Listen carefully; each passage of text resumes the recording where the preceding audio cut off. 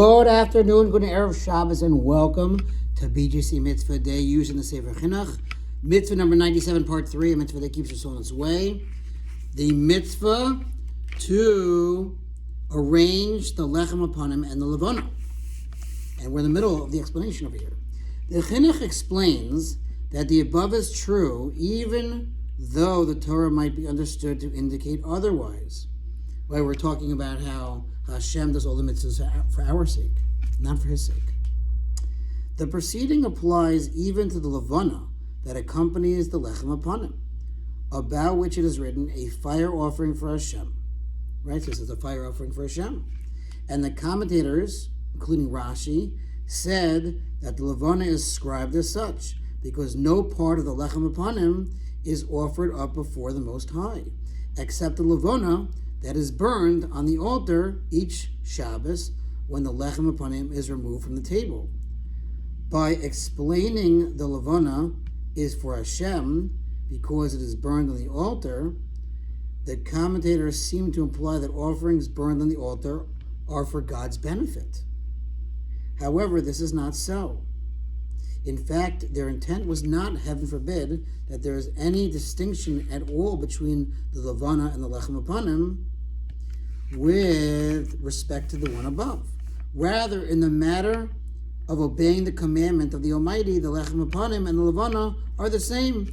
For just as the Almighty, blessed as He commanded us to arrange the Lechem Hapanim before Him, and His will was fulfilled and the bread was arranged, so was His will fulfilled with the Levonah. For He commanded us to burn it, and it was burned. There is one dimension to all the components of this mitzvah. Rather, all these things, such as the description of burnt offerings as being for Hashem, are written from the perspective of those who engage in bringing the offerings. Regarding the Lechem Hapanim, which is eaten by the Kohanim, it could not be written that it is entirely for Hashem, because the Kohanim eat it. Thus, the bread is not entirely for Hashem, since others have a share in it as well. However, any offering from which man does not benefit at all, rather he uses it only to fulfill the commandment of his Creator, and it is entirely consumed in the performance of the mitzvah, in that case we can say that it is entirely for Hashem. That is to say, all of it was used for its mitzvah, in the sense that man did not even eat from it, nor did it derive any physical benefit from it. The Chinuch explains another scriptural expression that could be understood to imply that God benefits from the sacrificial offerings. This is the expression found numerous times in regard to the offerings, which says, Reach nichoyach l'Hashem, a satisfying aroma to Hashem. And because smell is not one of the pleasures of the body, but only a pleasure of the soul, for a man cannot receive anything other than tangible pleasure, therefore the concept of smell is frequently attributed to Hashem, blessed be He.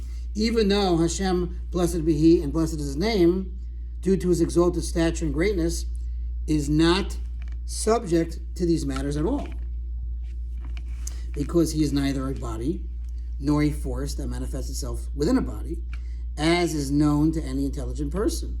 And the sages of blessed memory have already said that wherever it is stated a satisfying aroma to Hashem, it should be understood as meaning, I have spoken and my will was fulfilled. Similarly, the phrase Hashem smelled the pleasing aroma should be understood in this manner. Okay, I guess we'll pause here. Thanks for listening. Have a good Shabbos, and God willing, we'll see you tomorrow night or Sunday.